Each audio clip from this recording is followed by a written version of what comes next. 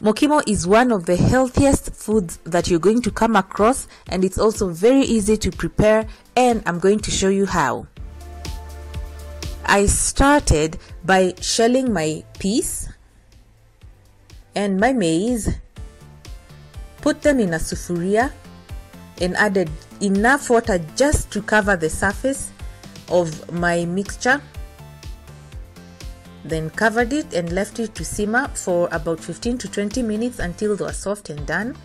And then I prepared my potatoes by quartering them, putting them in the sufuria, adding salt and covering.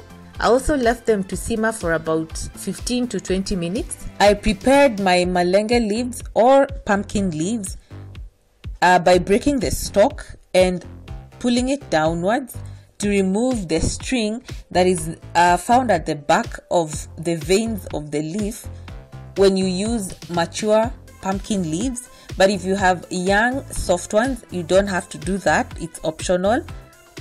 And then I gave my malenge leaves a rough chop,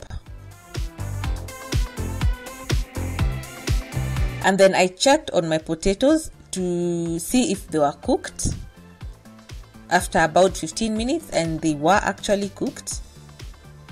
And so were my maize and peas, they're also cooked. And so now I prepared my malenge leaves by adding bicarbonate of soda and some salt.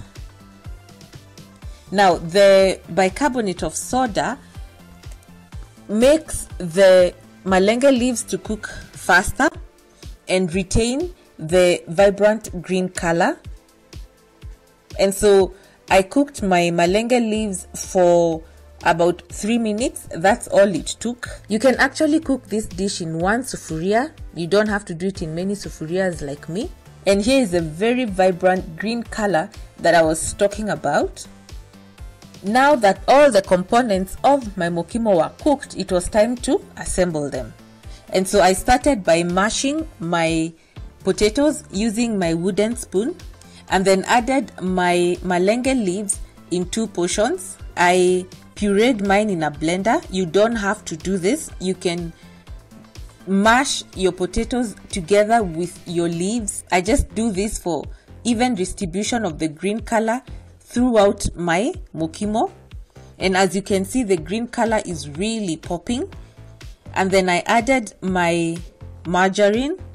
It's optional, you don't have to add it. I like adding it because it brings a very smooth and silky flavor and texture to my mukimo. And then I added my maize and peas in 2 portions. You don't have to add all your maize and peas at once.